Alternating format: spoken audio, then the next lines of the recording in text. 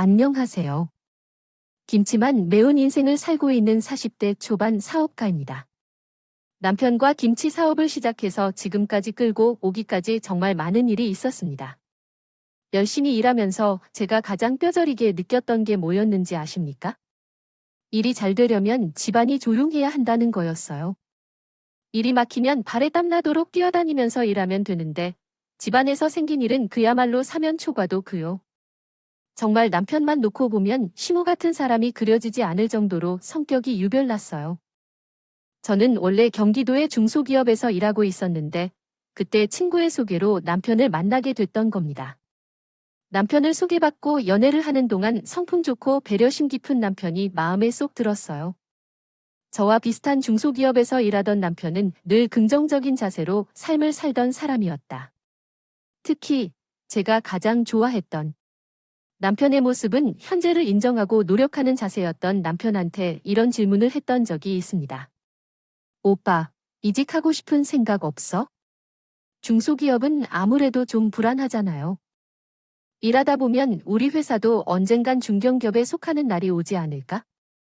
여기서 열심히 일해서 회사랑 나랑 같이 성장하는 방향이 더 성취감 있을 것 같아. 오, 자신감인 거야? 근데 그런 가능성이 너무 희박하지. 아, 원래 어려운 걸 해내야 더 멋있는 법이야. 그 당시 남편과 연애가 길어지면서 결혼까지 생각하다 보니까 자꾸 미래까지 생각하게 됐어요. 다가오지 않은 미래에 대해 생각하다 보니까 불안이 커졌는데 그때마다 남편은 자신감 넘치는 목소리로 말했죠. 그때마다 자신 만만하게 말하는 남편이 듬직했던 남편은 실무에 대해 칭찬색이었어요. 시장에서 배추김치, 깍두기 등을 직접 만들어서 판매하고 있다던. 시모를 남편은 존경한다면 말하더군요. 그래서 남편이 그런 시모를 참 많이 닮았다고 생각했습니다. 게다가 남편과 연애 중에 시모 김치 가게에 갔을 때도 시모가 참 열정적인 사람이라고 느꼈죠. 그때 당시 김치를 만드는 건 시모 있고 그 옆에서 조수 같은 역할을 하던 사람이 부였다. 김치가게 남편과 몰래 아이스 커피를 사서 갔었는데 시모는 부한 단호한 목소리로 말하더군요. 당신, 아까 고춧가루 어디로 옮겨놨어? 그거 가게 뒤에 놨지? 내가 김치 담글 거니까 안에 두라고 했잖아. 아, 왜 자꾸 똑같은 말을 반복하게 만들어?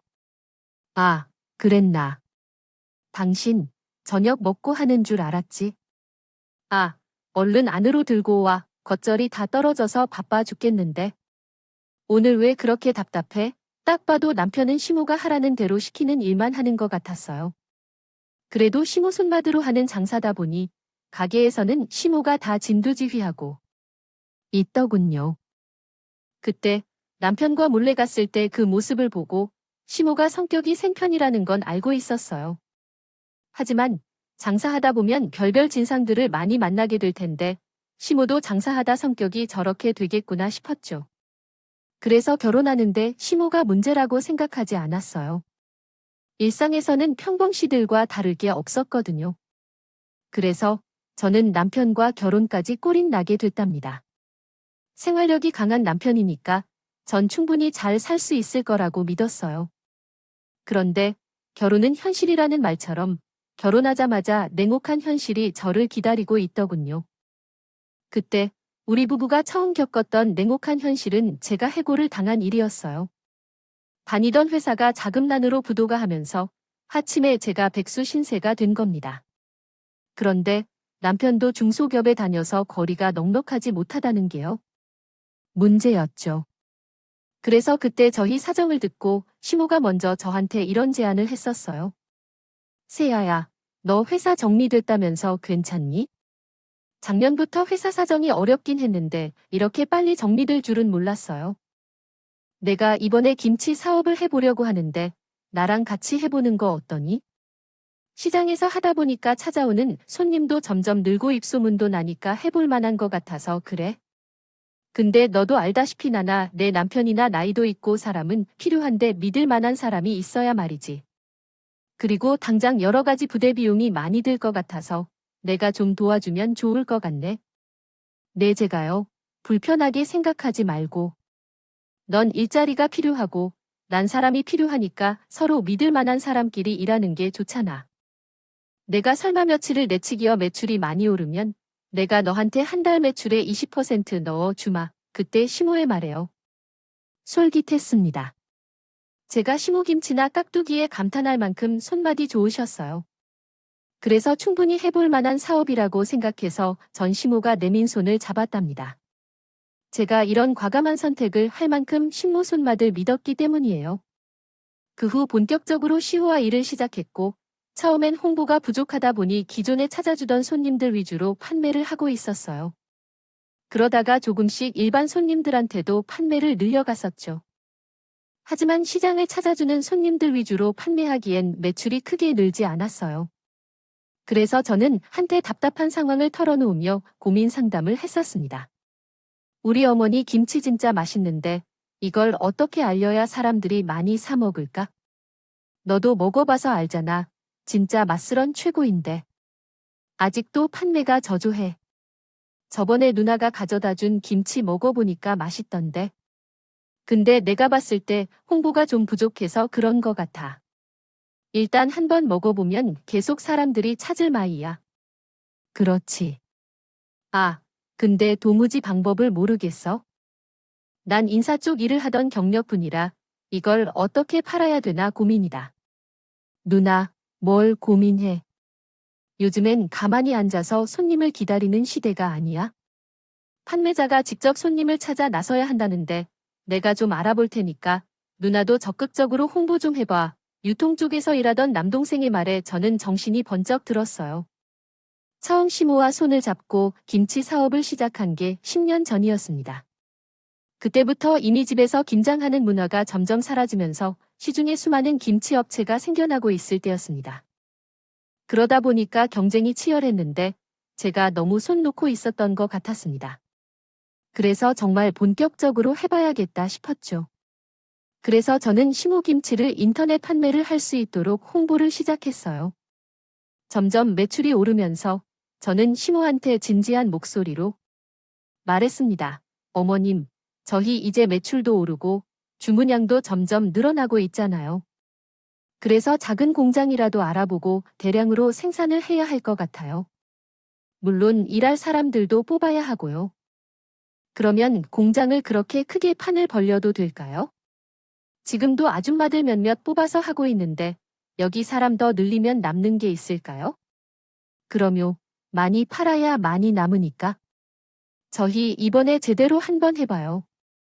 물 들어올 때 놀 저야, 어머님. 김치를 많은 사람들이 먹어볼 수 있을 거 아니에요? 그래, 내가 아주 너 믿고 제대로 한번 해볼게. 한번 해보자, 네 어머님. 저희 정말 제대로 한번 해봐요. 그때 저는 시모의 사업 자금과 제 돈 3천을 보태서 작은 공장을 구했습니다. 공장이라고 하기도 민망한 허름한 곳이었지만 거기서 사람들을 채용해서 배추를 담그는 작업을 시작했습니다. 그 당시 시모와 같이 사업을 시작하면서 서로 사이가 돈독했다. 믿을 건 둘뿐이니 시모와 둘이 의지하게 되더군요. 그리고 그 와중에 시모가 저한테 해준 말 중에 지금도 기억나는 말이 있답니다. 하루를 끝내고 집에 가려는데 시모가 막걸리 한 잔 하자면서 부르더군요. 시모는 저한테 막걸리를 한 잔 따라주면서 말하셨어요. 예면으아, 김치 사업 성공하면 무조건 너한테 은혜 톡톡히 갚을 거야. 내 손맛 하나 믿고 이렇게까지 키워줘서 고맙다. 아니에요. 다 어머님 솜씨가 좋아서 이만큼 성장한 거죠. 아니다. 너 아니었으면 평생 시장 구석에서 김치만 팔다 늙었을 거야. 너 아니었으면 사람들이 내가 파는 김치를 살 생각이나 했겠어. 난 정말이 사업 성공하면 너한테 제일 먼저 은혜 갚을 거야. 감사해요, 어머님. 그래도 다 어머님 손맛 덕분인 건 제가 다 알아요. 저희 파이팅해요, 어머님. 잔 들고 우리 건배해요.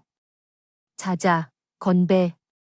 시호와 막걸리를 건배하면서 의기투합했습니다. 사업 초기에는 시모와 같이 서로를 주면서요. 아무래도 제가 시모 사업의 핵심을 담당하고 있을 때 시모는 절 많이 믿어주셨습니다. 그리고 남동생이 유통 관련 업계에서 일하다 보니 적극적으로 도와주고 있었고요. 그래서 시모가 저와 남동생한테 늘 고맙다는 말을 자주 했습니다. 그리고 정말 시모의 사업은 난리 갈수록 번창하고 있었습니다. 그럴수록 시모는 저한테 싱글벙글한 표정으로 말하셨어요. 아이고, 우리 며느리가 복덩이야. 복덩일세 세상에 이게 매출이 얼마야? 우리 며느리가 아주 과문이 영광이네. 신통방통한 내 며느리. 제가 민망할 정도로 절 칭찬하는 시모 때문에 괜한 미움을 받기도 했답니다. 돈을 벌수록 절 미워했던 사람이 누군 줄 아세요? 바로 신우이 있어요. 남편 밑으로 신우가 둘이 있었는데 둘 다 성격이 정말 안 좋은 쪽으로 대단했었습니다. 한 번은 시모가 목표 매출 달성 기념으로 집에서 음식을 손수 다 해주셨던 적이 있었어요. 저는 개인적으로 오리고기를 좋아했는데 시모가 그날 오리고기를 잔뜩 준비해 주셨죠. 그런데 그걸 본 둘째, 신우가 불만 가득한 목소리로 말하기 시작했어요. 이게 다 뭐야? 죄다 오리만 있네. 난 소고기 먹고 싶은데. 오늘은 내 세원이 먹이려고 차린 거니까 그냥 좀 먹어. 신우의 불평 섞인 말에 시모는 단호한 목소리로 말했습니다. 그러자 둘째, 신우가 절 보면서 말하더군요. 새언니, 이렇게 열심히 하는 거 결국엔 돈 뜯어 가려는 거잖아요?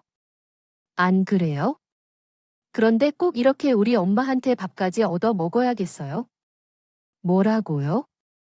지금 그게 무슨 말이에요? 아니, 들어보니까 매출 지금보다 더 오르면 수익이 20% 받기로 했다면서요. 결국 우리 엄마 손맛으로.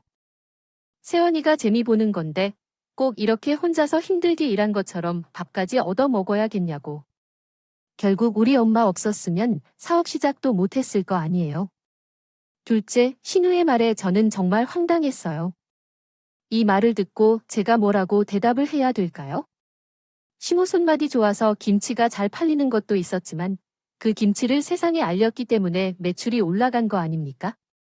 그런데 둘째 신우는 다 신무 덕에 올라간 매출인 왜 돈까지 뜯어 먹으려고 하냐는 반응이었던 겁니다. 정말 기가 막히더군요. 그래서 저는 어이없는 목소리로 둘째 신우를 보면서 단호하게 말했어요. 그렇게 따지면 이 밥상에 숟가락도 못 올릴 사람은 아가씨 아니에요. 뭐라고요? 새언니, 요즘 우리 엄마 믿고 저 은근히 무시하고 있는 거죠. 나 능력 없다고 무시해요. 지금 아닌데요. 왜요? 아가씨, 혼자 찔렸어요. 여기 아무도 아가씨를 무시한 사람 없어요. 오히려 아가씨가 절 무시했지, 아요. 우와, 새언니, 정말 그렇게 안 봤는데 엄청 계산적이며 그동안 날 그렇게 생각한 거예요. 제가 몇 마디 하니까 둘째 신우가 부들거리면서 언성을 높이더니 그러자 시모는 화를 내며 소리쳤습니다. 너, 새언니한테 말버릇이 그게 뭐야? 엄마까지 왜 그래? 지금 새언니가 나 무시하니까 그렇지? 그럼 너도 번듯한 직장 구해? 대체 언제까지 그렇게 집에서 놀고 먹을 거야? 됐어. 나 밥 안 먹어 먹지 마. 일하지 않은 자 먹지도 말라고 했어. 먹지 마. 이거사 안 먹으면 너만 손해. 지 내 손해냐? 시호의 다그치는 말 속에 둘째 신우는 정말 자리를 박차고 일어나더군요. 그 당시 시모가 저에게 매출이 일정 부분 더 상승하면 수익이 20%대 준다고 했었죠. 아무래도 사업이 자리를 잡아야 안정적인 매출이 나오지 않겠습니까? 딱 자리 잡던 시기였는데 둘째 신우는 제가 꼭 시모를 이용해서 돈을 벌려는 것처럼 생각하는 것 같았어요. 처음 저한테 사업을 제안했던 사람도 시모 있고 매출의 20%대 주겠다고 먼저 제안한 건 시모 있기 때문에 전 억울하기만 했습니다. 이런 오해는 둘째 신우뿐만 신우도 똑같았어요. 그래서 그날도 둘째 신우의 말에 저는 상처를 받기도 했답니다. 저도 사람인데 상처받지 않겠습니까? 그런데 그때까지만 해도 시모는 저를 다독여주면서 말했어요. 미안하다. 내가 딸들이라 너무 오냐오냐 키웠더니 쟤들이 저렇게 버릇이 없어. 신경 쓰지 마. 난단의 덕분이라고 생각한다. 저를 위로해주던 시모의 말에 위안을 받으면서 신우의 말을 무시하려고 애를 썼습니다. 그래서 그 당시만 해도 저를 잘 이해해주는 시모 앞으로도 이렇게 잘 지낼 거라고 믿었어요. 하지만 팔은으로 굽는다는 말이 있지 않습니까? 사람이 돈이 좀 생기니까 시모도 영락없이 자기 자식부터 챙기는 엄마로 돌 변하더군요. 시간이 지나서 매출도 많이 올랐을 때 시모와 약속한 매출이 나오기에 시작했죠. 그런데 시모가 저한테 약속한 수익의 20% 주지 않는 거예요. 심지어 제 월급이 180만 원만 들어오는 걸 보고 제가 화를 내며 말했습니다. 어머님, 저 왜 이번 달 월급이 180만 원이에요? 제가 인터넷 판매를 관리한 것만 봐도 매출이 엄청 올랐는데 왜 월급만 주세요? 왜 너 원래 월급 그렇게 받아갔는데 뭐가 문제야? 분명히 매출이 오르면 저한테 주기로 약속한 돈이 있잖아요. 그거 주셔야죠. 넌 그렇게 장사해보고도 몰라? 지금 잘 팔린다고 앞으로도 잘 팔리라 법 있어? 현금을 움켜쥐고 있어야 할 거 아니야? 야, 사업이 언제 어떻게 망할지 알고 돈을 다 퍼줘 만약을 대비해야지. 그런 게 어디 있어요? 당장 저한테 약속한 20% 주세요. 못 줘? 내 손에 번 돈인데 왜 줘? 그리고 지금 현금을 저축해야 되는 때야. 갑자기 돌변한 시모 태도에 귀가 막혔습니다. 그래도 제 전화기가 녹음 기능이 있어서 시모가 정확하게 20% 주기로 한 음성이 녹음되어 있다는 게 다행이었죠. 그래서 시모가 끝까지 발뺌할 상황이 아닌데도 거의 배째라 시기였어요. 그때 나서 준 사람이 남편이었다. 시모 사업이 커질 무렵 남편이 다니던 회사가 부도가 나서 하루아침에 백수 신세가 된 거예요.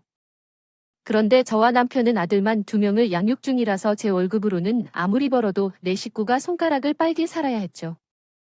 그래서 남편도 식모 사업에 동참해서 유통 쪽을 책임지고 있었습니다. 주로 택배를 관리하는 일을 도맡아 했었기에 시모가 자꾸 돈을 못 준다고 하니까 답답했던 겁니다. 매일같이 택배가 발송되는 양을 보니까 남편도 매출이 많이 올랐다는 걸 알고 있었어요. 그래서 남편은 시모한테 말하더군요. 엄마, 약속은 지켜야죠. 솔직히 지금이 사업 며느리가 여기까지 끌고 온 거나 마찬가지잖아.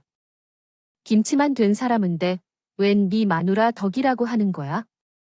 제주는 내가 부렸는데 왜 공은 저쪽으로 가냐고 아내가.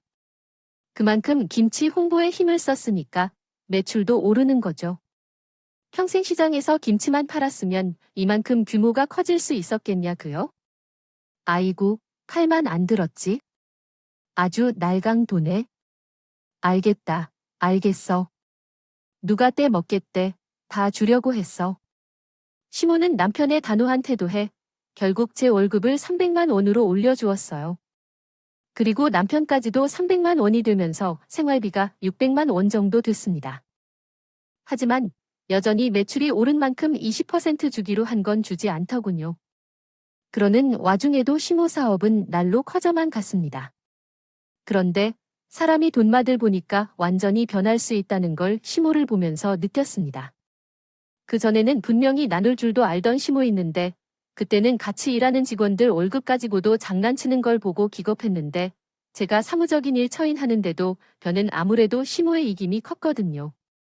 그리고 사업이 점점 커질수록 은행 업무는 시모가 직접 하려고요. 했고요. 그런데 시모가 잘 모르는 게 많다 보니까 신들이 돕는 걸 같았습니다. 그걸 본 저는 딱 직감했지. 이들이 시모 옆에서 제 욕을 얼마나 했겠습니까? 그러니까 시모가 정당한 욕구를 하는 저와 남편을 강도 취급을 했던 겁니다.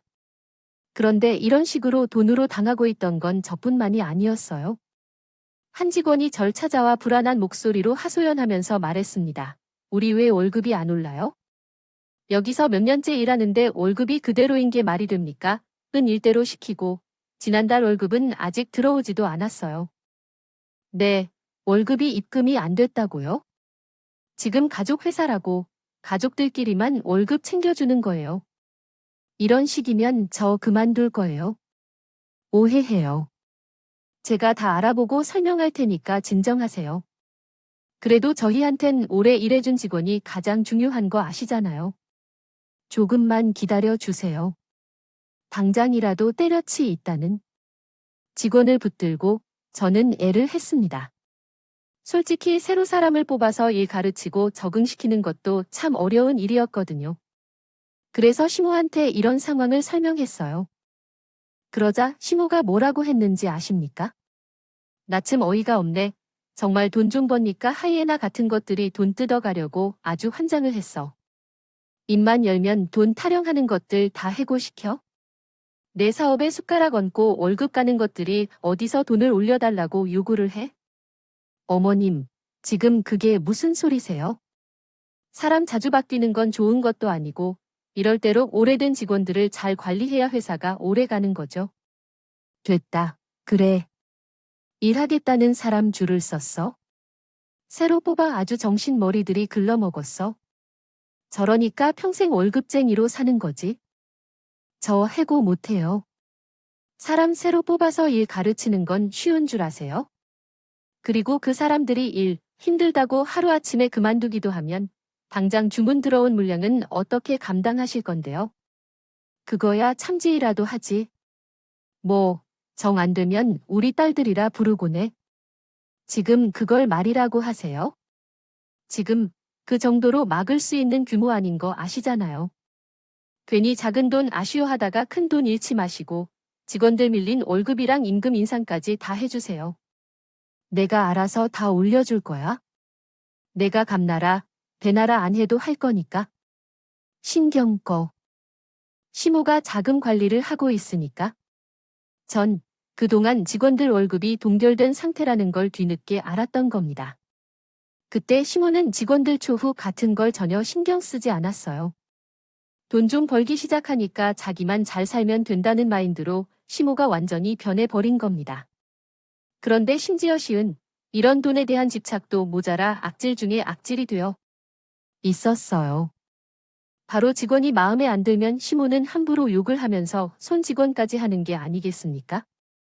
저는 현장에서 그 장면을 목격하고 깜짝 놀랐어요. 한 직원이 비닐 장갑을 새로 끼려는 것 같았는데 그걸 본 시모가 직원을 보면서 소리치며 말했습니다. 이야, 너. 오전에 던 비닐가 뭐 어쩌고 새롭게? 오전에 쓰던 거 찢어졌어요. 뭐, 너 지금 내가 산 거 아니라고 막 쓰는 거지. 지금 장난쳐 너 진짜 똑바로 안 할래? 이런 일이야. 내가 땅 파서 월급 주는 줄 알아. 저는 직원한테 욕하는 시모를 보고 정말 깜짝 놀랐어요. 세상에 어느 때인데 대표라고 직원한테 함부로 욕을 하는지. 그래서 저는 다급하게를 말리면서 말했습니다. 어머니, 그만하세요. 지금 뭐 하시는 거예요? 야, 너 뭔데 대표 말하는데 끼어들어? 내가 여기 대표야. 내가 내일 좀 돕는다고 뭔가 착각하나 봤는데? 여기는 내 마음대로 할 수 있는 건데, 내 회사야. 그리고 일 못하면 맞아야지. 내가 바본 줄 알아? 이런 거 보고도 내가 가만히 있을 것 같냐고? 어머님, 요즘 세상, 누가 그렇게 일을 해요? 나이도 많으신 분한테 그러시면 안 되죠. 우리 회사를 위해서 열심히 일해주시는 분들인데, 왜 그러세요? 너 지금 누구 편을 듣는 거야? 너 그럴 거면 내 회사에서 나가라고. 그만 좀 하세요, 좀. 제발 가세요. 이러다 정말 큰일 나요. 혹시라도 누군가 신고라도 할까 봐 시모를 끌고 사무실로 갔습니다. 그리고 시모한테 요즘에 정말 그러다가 신고당하면 큰일 난다면서 신신당부했고. 하지만 시모는 여전히 왜 자기가 그런 말도 못하고 살아야 하는지 답답해 하더군요. 그때마다 직원들 달래주는 것도 제 역할이었습니다. 지금 생각해도 시모와 직원들 사이에서 머리가 터지는 줄 알았네요. 그런데 정말 큰 사건은 다른 곳에서 터져 버렸어요. 남편과 식무회사에서 아슬아슬하게 버티고 있는 것만으로도 벅찼는데 친오빠가 큰 사고를 당한 겁니다. 친오빠는 화물차를 운전했는데 새벽에 일을 하다 졸음 운전으로 교통사고가 나고 만 거예요. 소식을 듣고 병원으로 달려가 보니까 세원이는 바닥에 쓰러져서 오열하고 있더군요. 선생님, 제발 제 남편 좀 살려주세요. 제발요, 어린 아들이 있어요. 제발 저희 남편 좀 살려주세요. 새언니는 의사한테 매달리면서 애원하듯 울고 있었어요. 친오빠의 사고로 새언니가 큰 충격을 받은 것 같았습니다. 저는 그런 새언니를 안아서 달래주는 거 말고 해줄 수 있는 게 없었어요. 저는 새언니를 달래주면서 불안한 목소리로 말했습니다. 언니, 괜찮아요. 괜찮을 거예요. 오빠 이 정도에 무너질 사람 아닌 거 알잖아요. 진정하고 있으며 웃으면서 나올 거예요. 내일 우리 정식이랑 새 식구 소풍 가기로 한 날인데 어떡해요? 이대로 가면 정말 못 살 것 같아요. 새언니는 망연자실 목소리로 한참을 울었습니다. 저는 괜찮을 거라는 말로 안심시켜 주려고 애를 썼어요. 하지만 제 위로와 다르게 친오빠는 휠체어 신세를 지게 된 겁니다. 운전하던 사람이 이 휠체어 신세를 지게 된 건 사망 선고나 다름없었어요. 우선 다리가 불편하니까 앞으로의 인생을 어떻게 살아야 하는지 새언니가 복잡한 신경이 있습니다. 그래도 저와 돈독하고 잠을 같이 자던 새언니였는데 이런 일을 당하니까 제 마음이 안 좋았어요. 그렇게 새언니의 지극 정성어린 간호로 한참을 병원 치료를 받던 오빠가 퇴원까지 할 수 있게 됐습니다. 하지만 문제는 퇴원 후의 일상이었어요. 오빠가 일을 못하다 보니까 그야말로 생활이 급격하게 어려워졌던 겁니다. 조카도 나이가 어려서 새언니가 일을 편하게 할 수 있던 상황도 아니었어요. 그래서 조금이나마 도움을 주고 싶은 마음에 시모한테 저는 그동안 못 받았던 돈을 받아내려고 마음을 먹고 찾아갔습니다. 그러자 시모는 정색을 하면서 말하더군요. 넌 진짜 오지라 돈 얼다. 내가 무슨 오빠 부부를 돕겠다고 난리야? 친오빠 사정이 어려운데 그럼 제가 몰랐겠니? 남매끼리 어떻게 그럴 수가 있어요? 서로 도와야죠. 그리고 저 매출의 20% 주시기로 한 건 아직도 한 번도 못 받았어요. 당장 그거 다 주실 거 아니면 제 지분이라도 주세요. 지분은 무슨 지분? 너 나한테도 맡겨놨냐? 누가 맡겼어? 초기에 제가 투자한 돈 내놓으라고 했던 거야? 어차피 제가 도와달라고 해도 안 도와주려고. 지금 이러시는 거잖아요. 그래 준다 줘. 투자도 꼴랑 3천 해놓고 아주 째째하다 째째. 돈도 없는 게 오지라. 어서는 집 팔짝 꼬고 사는 것 좀 봐. 하이어트 넘는 것들이 동정심만 크다니까. 시모의 말에 정말 경악을 했습니다. 이게 지금 며느리한테 할 수 있는 소리니까? 그동안 의적인 책임은 나 몰라라 하고 본인 이득만 챙기려는 시모를 보면서 실망한 목소리로 말했어요. 저 어머님 사업 여기까지 키우는 동안 정말 최선을 다했어요. 그런데 지금 저한테 그런 말 하실 수 있으세요? 내 사업은 돈으로만 굴러가는 거 아니에요? 전 어머님이 초심을 찾고 사람 귀한 거 다시 한번 아셨으면 좋겠어요. 어디서 훈수질이야? 필요한 돈이나 받아가 나도 돈 얘기라면 아주 지긋지긋하다. 저의 진심 어린 충고에도 시모는 버럭 화를 내면서 말하더군요. 그때 시모는 예전의 모습을 찾아보기 힘들 만큼 변해 있었습니다. 그렇게 저는 겨우겨우 제가 투자했던 삼촌을 다시 받았죠. 끝까지 저한테 위로하거나 돕겠다는 말은 일절하지 않더군요. 그만큼 시모는 변해 있던 겁니다. 그 와중에 저는 새언니한테 3천을 건네면서 말했어요. 언니, 이 돈은 당분간 생활비로 좀 써주세요. 아가씨, 이게 뭐예요? 왜 저한테 이렇게 큰 돈을 줘요? 저 아무리 힘들어도 이 돈 못 받아요. 이거 언니가 안 받으면 저도 잠 못 자요. 평소에 언니가 저한테 힘들다는 말 한 적 없잖아요. 그런데 그런 사람이 울면서 힘들다고 할 정도면 얼마나 힘든 거겠어요? 그러니까 받아주세요. 아가씨, 나 정말 너무 힘들었어요. 저한테 털어놓고 울어주세요. 언니 심정 전 다 이해해요. 제가 삼촌을 보내주니까 새언니는 펑펑 울기 시작하더군요. 평소 힘든 일이 있어도 힘들다는 말 한 번 해본 적 없던 새언니가 힘들다고 하는데 제가 어떻게 외면할 수 있겠습니까? 그래서 저는 새언니한테 3천을 선뜻 내주었습니다. 그 큰 산 하나는 넘어왔습니다. 줄 알았어요? 하지만 여전히 독불장군처럼 경영하는 시모 때문에 직원들 관리가 여간 어려운 게 아니었습니다. 이미 사업 초기부터 함께 온 직원 하나는 사직서를 던지고 뒤도 안 보고 나간 상태였죠. 그 후로 사람이 잘 구해졌습니다. 요즘 누가 힘든 일을 하려 하겠나요? 그런데도 시모는 여전히 정신도 못 차리고 이런 말까지 하더라고요. 요즘 사람들은 돈을 날로 먹으려고 해. 이게 뭐가 어렵다고 일주일도 못 버티고 나가는 거야. 그러니까 초기부터 같이 한 직원들을 잡았어야지. 아, 나가는 뭐하러 붙잡아 가라고 해. 뭐하러 돈을 올려줘 가면서 잡냐고? 그럼 그렇게 쉬운 일이면 집에서 놀고 있는 아가씨들 불러서 일하라고 해요. 제가 모를 줄 알아요. 아가씨들 이름만 올려놓고 월급 주고 있는 거, 저 다 알고 있어요. 뭐야? 내 돈으로 내 딸들 준다는데 내가 무슨 상관이야? 아니요. 회사 돈이지. 어머님 돈이 아니죠. 어머님 혼자 해서 번 돈 아니잖아요. 그러니까 제발 혼자 다 가지려다 탈나지 마시고 제발 직원 귀한 것 좀 생각하세요.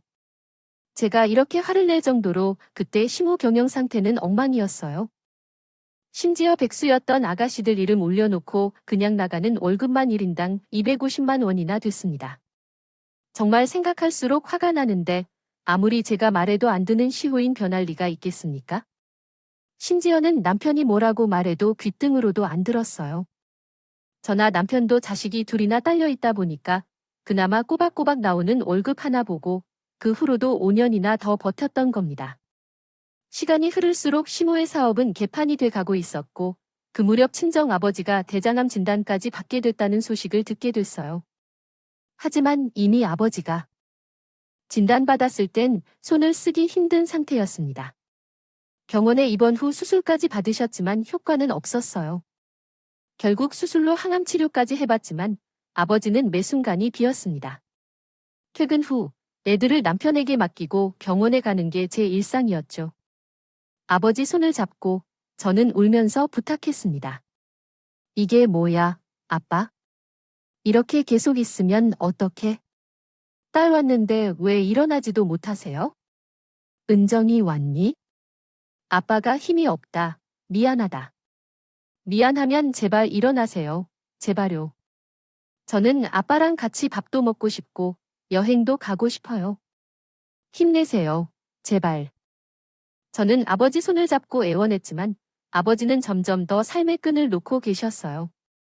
너무 늦게 대장암 진단을 받아서 병원에서도 가망이 없다는 말만 하더군요. 결국 온 가족이 아버지를 간병했더니 현실에 눈물만 흘렸습니다. 그런데 아버지의 소식을 들은 시모한테 뭐라고 문자가 왔는지 알 수 없었어요. 아십니까? 소식 들었다.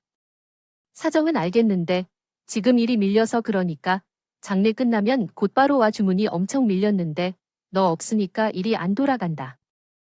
이게 지금 상을 치른 며느리한테 보내는 시모의 문자라고 믿어지시나요? 저는 그 문자를 시모가 아니라 다른 사람이 잘못 보낸 줄 알았어요. 그래도 사돈지간에 이런 일이 있으면 빈소가 어디인지 묻고 언제쯤 오겠다는 말이 있어야 하는 거 아닙니까? 제가 장례를 치르는 동안 시댁 식구들은 머리카락 한 올 비춘 사람이 없었습니다. 그때 제가 느낀 참담한 심정은 정말이 사연에 닿을 수도 없었어요. 가족이라고 믿었던 저는 큰 배신감까지 느꼈답니다. 그 후 장가 끝나고 공으로 곧장 달려갔어요. 아버지 잘 보내드리고 나자 제 속에는 분노가 차올랐죠. 그때 공장으로 가보니까 난리도 아니더군요. 주문 접수된 내역이 다 꼬여서 오배송된 건물도 있었고 전화도 계속해서 올리고 있었어요. 심지어 직원들이 저한테 답답한 목소리로 이런 말까지 했습니다. 우리 재료가 없어서 김치속을 못 만들고 있어요. 주문이 밀려 들어온다는데 이거 어떻게 만들어요? 재료가 안 들어왔어요.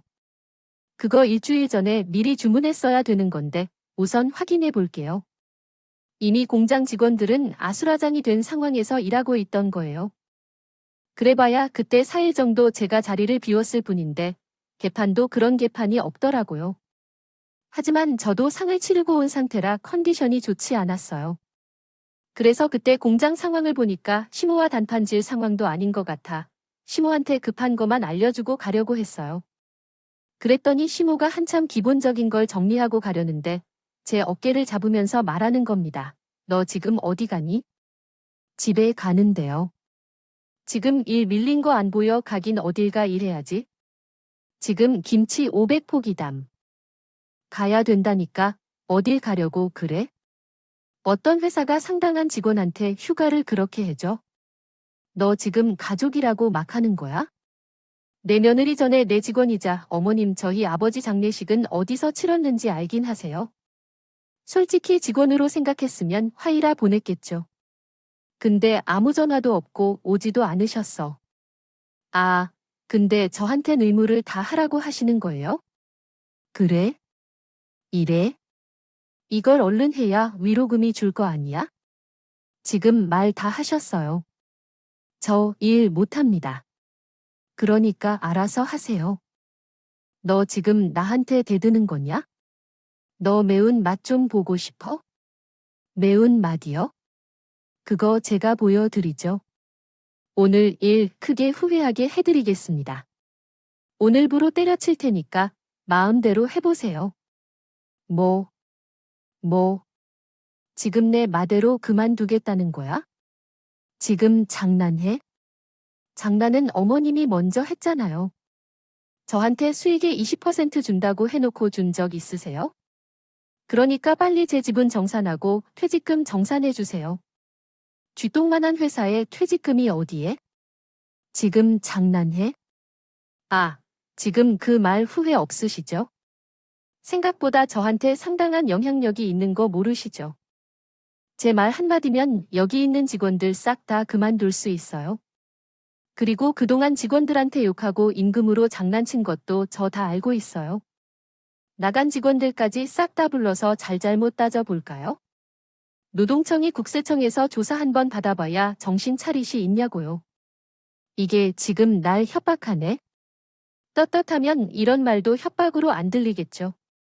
그만큼 찔리는 행동을 하신 거예요. 그러니까 제도 내놓으세요. 아, 알았어. 일단 진정 좀 해봐. 내가 1억 줄게. 그 이상은 나도 힘들다고. 1억이 제가 그동안 얼마나 헤쳐드셨는지 다 아는데. 고작 1억이. 지금 남편도 오고 있으니까 딱 기다리세요. 그때 마침 절 데리러 온 남편이 1억을 주겠다는 시모 말에 역정을 내기 시작했습니다. 정말 아무것도 없을 때부터 같이 일했던 며느리한테 이렇게 할 수 있는 겁니까? 결국 남편은 서류를 바닥에 던지면서 소리쳤습니다. 다른 사람도 아니고 아들 부부한테 이렇게 사기치려고 해요? 그러고도 우리가 가족이에요. 장인어른 장례 치르면서 정말 생각 많이 했어요. 그동안 저도 할 만큼 했다고요. 여기 직원들 하루아침에 그만두면 현장에서 직접 일한 것도 저고요. 납품까지 직접 하면서 같이 이만큼 키워온 게 저희 부부인데 이럴 수가 있어요? 그래서 내가 1억 준다고 했잖아. 그 정도면 됐지? 뭘 봐해? 그 정도는 안 되죠. 2억 주시고 아예 연을 끊고 살아요. 아들 등까지 치고 사는 엄마한테 바라는 거 없어요. 그냥 각자 알아서 살고 다시 연락하지 마세요. 남편이 김치 공장을 되었고 결국 2억을 받는 걸로 합의를 보고 그만뒀어요.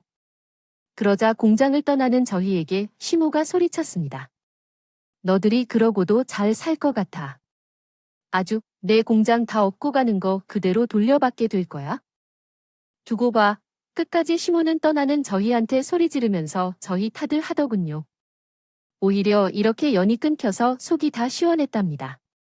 마음 같아선 정확하게 원까지 다 따져서 2억 다 더 받아내고 싶었지만 똥이 무섭다고 피합니까? 정말 더러워서 그만했음.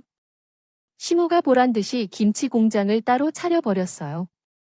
시모 공장에 8년 동안 일을 하면서 나쁜 기억만 있던 건 아니었거든요. 바로 김치 만드는 비법을 어깨너머로 제대로 배웠던 겁니다.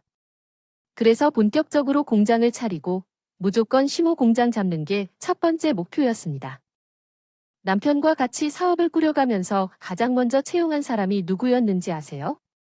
바로 제 친오빠 세연이었답니다.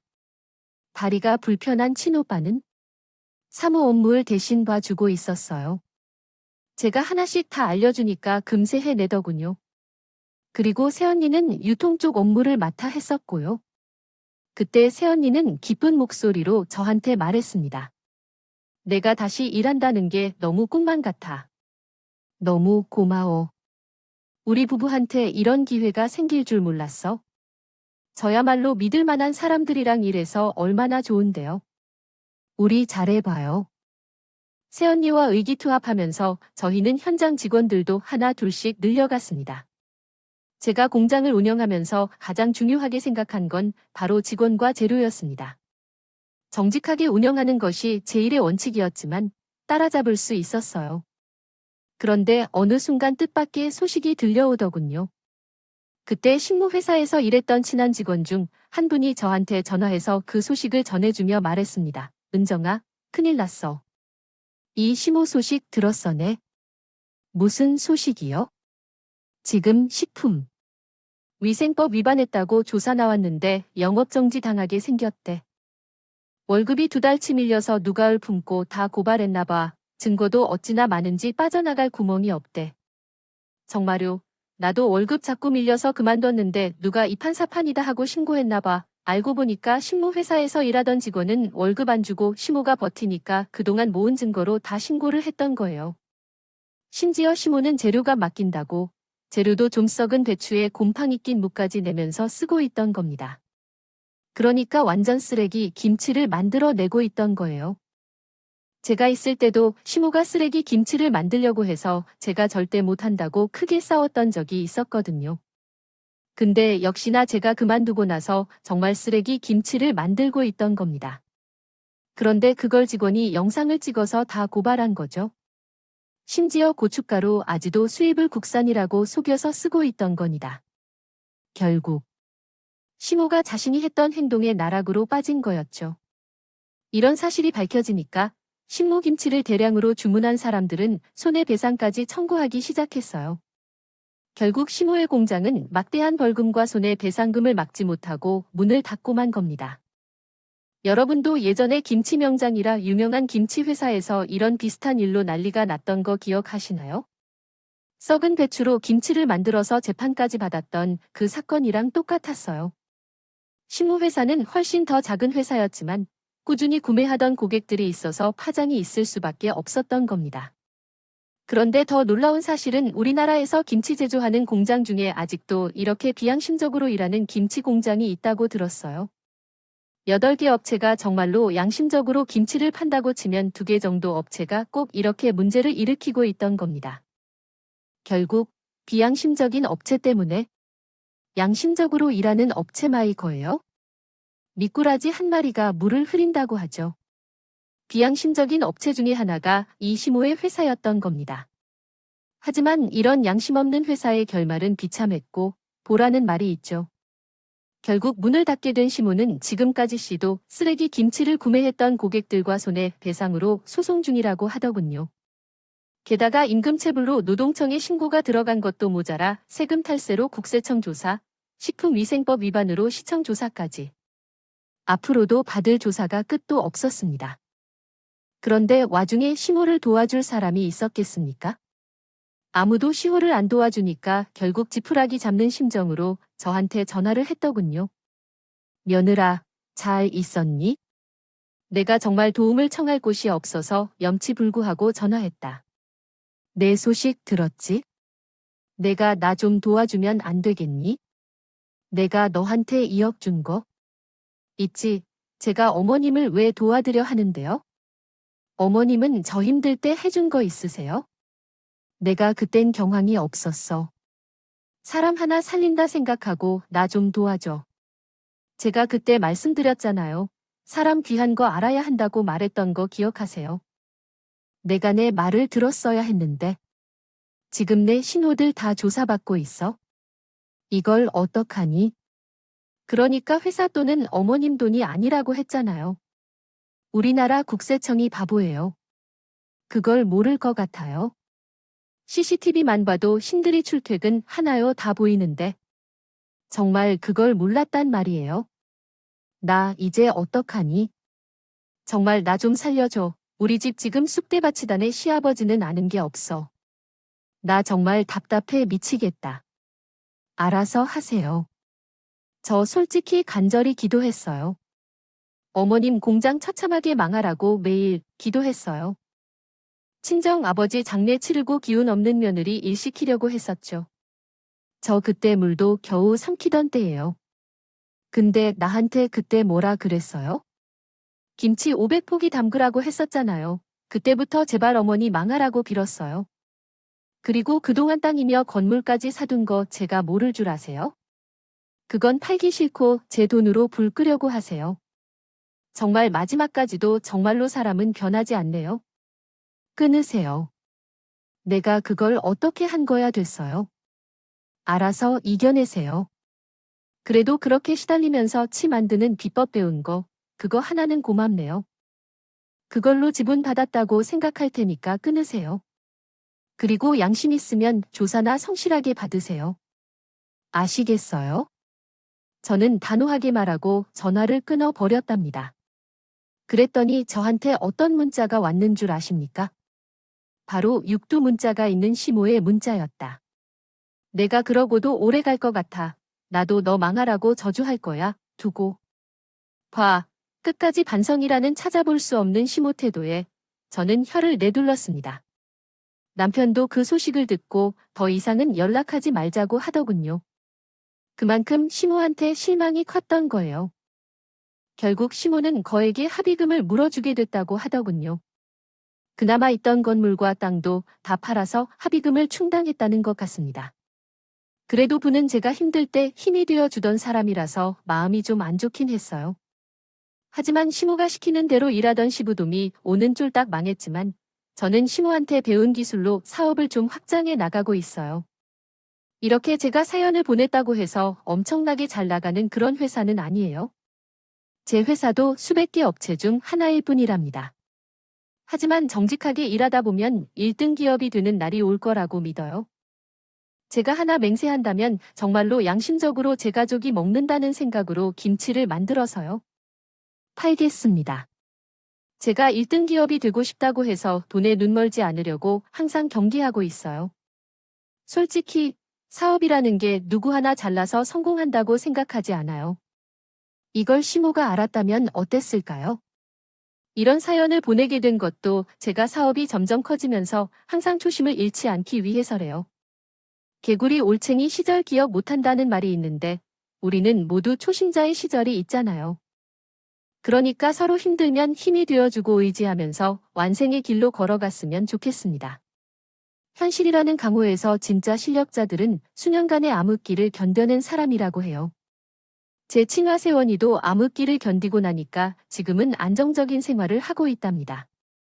이제는 휠체어 익숙해진 오빠는 혼자서 할 수 있는 일도 늘었어요. 그 덕분에 세언니가 조카를 키우기 편해졌죠.